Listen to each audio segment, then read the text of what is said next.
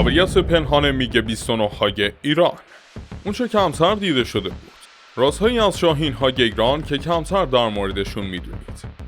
در میانه رقابت‌های سنگین هوایی جنگ سرد پس از رسیدن به دهه 70 و همزمان با شکل‌گیری نسل جدیدی از جنگنده‌های برتری هوایی در غرب، مسیر توسعه برخی جنگنده‌های شرقی به سمتی رفت که مأموریت‌های کاملا مشخص و محدود اما بسیار حیاتی رو پوشش بدن. مسیری که بعدها رد پای اون رو میشه در ساختار، نقش و حتی محدودیت‌های میگ 29 هایی دید که سالها بعد وارد سازمان رزم نیروی هوایی ایران شدن و هنوز هم درباره بعضی از توانمندی‌ها و ضعف‌هاشون پرسش‌های جدی وجود داره. با نگاهی تحلیلی از جنگ نیوز همراه باشید. در واقع اگه بخوایم کمی عقب‌تر بریم و تصویر بزرگتر رو ببینیم، باید برگردیم به سالهایی که رقابت هوایی شرق و غرب فقط یک مسابقه تکنولوژیک نبود، بلکه یک جورایی نبرد دکترین ها و فلسفه های عملیاتی به حساب می اومد. جایی که طرف غربی به دنبال جنگنده‌های سنگین با برد زیاد و حضور طولانی در آسمون بود و در مقابل کشور شمالی تصمیم گرفت بخش از بار دفاع هوایی خودش رو به پرنده هایی بسپاره که چابکتر، سبکتر و مخصوص درگیری‌های نزدیک طراحی شده بودند. و دقیقاً توی همین نقطه است که فلسفه تولد میگ 29 شکل میگیره. جنگنده‌ای که نه قرار بود همه کاره باشه، نه مأموریت‌های طولانی انجام بده، بلکه باید در لحظه آخر وقتی همه لایه‌های دفاعی مصرف شده بودند، وارد رینگ نهایی درگیری میشد و ورق رو برمیگردوند. موضوعی که بعدها هم در ساختارش دیده شد و هم در محدودیت‌هایی که سالها بعد برای کاربرانش از جمله ایران سوال برانگیز شد. در اوج جنگ سرد پس از رسیدن به دهه 70 میلادی به دنبال توسعه پروژه FX توسط نیروی هوایی ایالات متحده آمریکا که نهایتاً منجر به جنگنده برتری هوایی F-15 ایگل شد، در سال 1971 میلادی ستاد کل شوروی طبق نیازهای این کشور دو برنامه PFI و LPFI رو توسعه داد. طبق برنامه شوروی 2/3 یا 67% جنگنده‌های جدید از پروژه LPFI و 1/3 باقی مونده از پروژه PFI باشند. به مواسط اون نیروی هوایی آمریکا نیز مناقصه‌ای برای به خدمت گرفتن جنگنده سبک به عنوان مکمل برای ناوگان ایگل کرد که در پایان مناقصه F-16 فالکون از کمپانی جنرال داینامیکس تونست با F-17 کبرا از کمپانی نورفروک رو شکست بده. البته توسعه وای F-17 کبرا نیز نهایتاً به F-18 هورنت ختم شد که توسط نیروی دریایی آمریکا وارد خدمت شد. به اصل موضوع برمیگردیم. پروژه PFI نیروی هوایی شوروی به کمپانی سوخو واگذار شد که منجر به تولید جنگنده سوخو 27 فلانکر شد و پروژه LPFI نیز به کمپانی میگ واگذار شد که نتیجه اون جنگنده میگ 29 فالکروم شد. در اواسط دهه 80 میلادی با به خدمت گرفتن سوخو 27 و میگ 29 توسط نیروی هوایی شوروی طبق برنامه عملیات گشت هوایی و مأموریت‌های هوا به هوای دوربرد به جنگنده‌های سنگین‌تر یعنی سوخو 27 واگذار شد و مأموریت‌های دفاع نقطه‌ای نیز به میگ 29 واگذار گردید که فالکروم عملاً جایگزین نسخه‌های راهگیر جنگنده میگ 23 فلاگر در نیروی هوایی شوروی شد. همونطور که گفته شد، هدف از توسعه جنگنده میگ 29 اجرای مأموریت‌های دفاعی نقطه‌ای بود.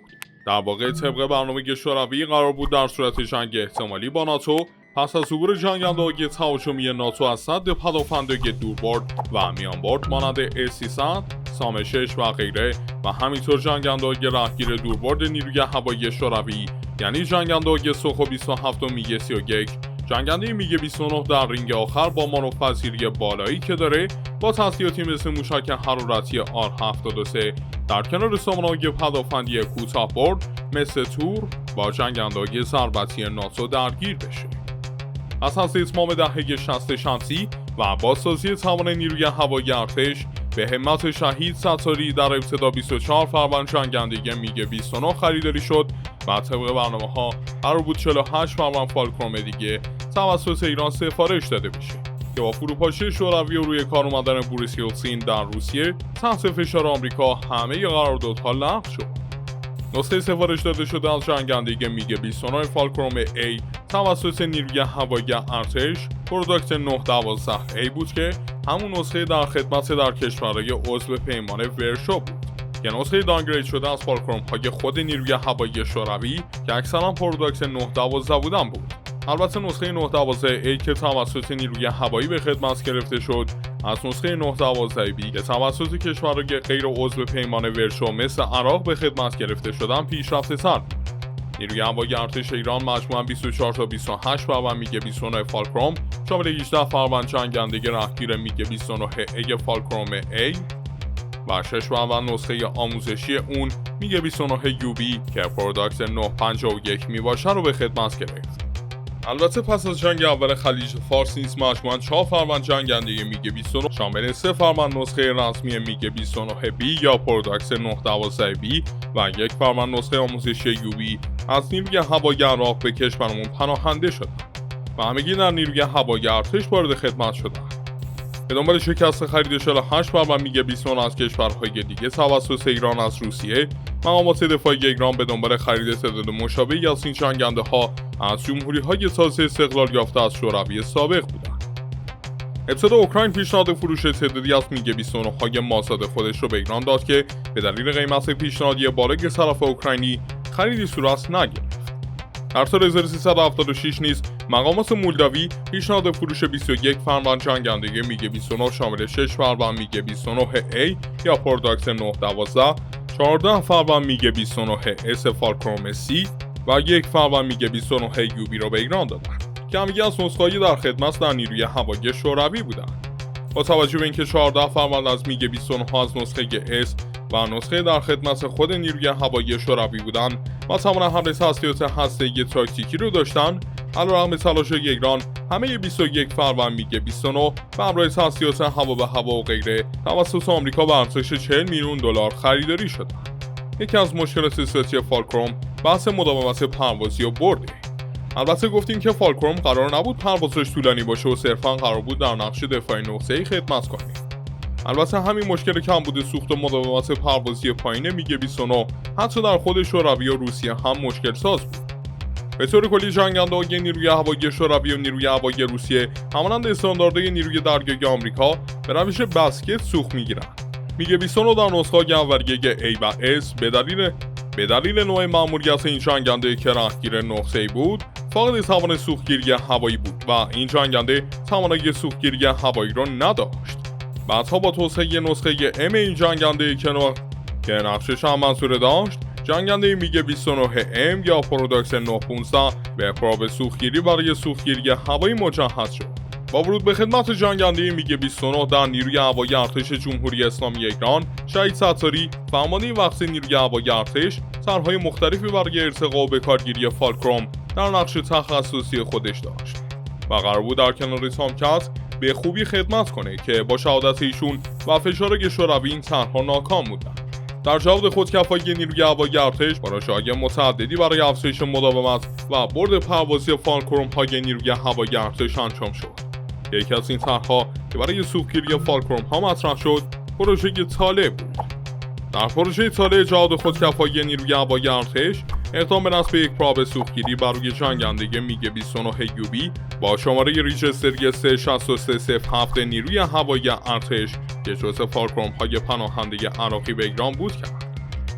اگرچه این پروژه از نظر فنی دچار ایراداتی بود و فالکروم تونست از هواپیمای سوخت‌رسان بوئینگ 707 ناهاجا سوخت بگیره، ولی در نهایت با ورود کمپانی سازنده و فشارهای اون در نهایت پروژه‌های ارتقای میگ 29 در همه سطوح کنسل شدند و امروز فالکروم‌های ناهاجا فاقد توان سوختگیری هوایی میباشند. بعد نیست بدونید که با اینکه جنگنده‌های روسی هم به روش بسکت سوختگیری میکنن و در ظاهر با استاندارد نیروی دریایی آمریکا مشابه هستند، اما این شباهت صرفاً ظاهریه. تانکرها و جنگنده‌های شرقی دارای فشار بسیار کمتری هم در انتقال سوخت هستند و هم فشار خروجی و ورودی و همچنین سرعت انتقال سوخت پراپ به مخازن نیز به طور قابل توجهی از استاندارد غربی کمتره. همین باعث میشه که عملا سوختگیری هوایی یک هواپیمای شرقی از تانکر غربی ممکن نباشه. البته جنگنده‌های روسی مجهز به پراپ GPT-2E میتونن از تانکرهای غربی سوخت بگیرن که دلیل اون رو کمی بعد متوجه خواهید شد. همونطور که گفتیم روس‌ها از نسخه M اقدام به نصب پراب سوختگیری بر روی میگ 29 کردن و فالکروم در نسخه SMT و کانیز داره سامان سوختگیری هواییه. روس‌ها بر روی میگ 29 ها اقدام به نصب پراب سوختگیری GPT-2E کردن. پراب سوختگیری هوایی GPT-2E پراب بسیار محبوبی در بین جنگنده‌های روسیه که میتونه 2500 لیتر پر دقیقه سوخت رو به مخازن سوخت داخلی منتقل کنه. یکی از مزیت‌های مهم پراب سوختگیری GPT-2E توانایی تطبیق پذیری با استاندارد سوختگیری هوایی غربیه و خود این پراب هم به طور کلی توانایی کنترل فشار سوخت رو نیز داره. در صورتی که با این نسخه پیشرفته‌تر میگ 29 مانند نسخه SMT که دارای پراب سوختگیری هوایی میباشن به ایران باز بشه، فالکروم میتونه با استفاده از پراب GPT-2E از پاد سوخت رسان یار به یار UPA Z1 از جنگنده تهاجمی سوخو 24 MK فنسر و حتی تانکرهای بوینگ 707 نیروی هوایی ارتش سوخت بگیره. البته سوختگیری فالکروم از فنسر برای این مواقعی که برتری هوایی دست دشمنه اقدام موثریه. نهایتاً میگ 29 فعلی نیروی هوایی ارتش جمهوری اسلامی ایران فاقد توان سوختگیری هوایی میباشد، مگر اینکه میگ 29 باقی مونده توسط روس‌ها به نسخه SMT ارتقا پیدا بکنه، یا اینکه اتاق فکر به این نتیجه برسه که برای پر کردن جای خالی فالکروم های از دست رفته اقدام به خرید نسخه جدیدتر میگ 29 برای نیروی هوایی ارتش بکنه. بسیار سپاسگزارم که تا انتها همراه ما بودید. تا قسمت‌های دیگه خداگرد و نگهدار.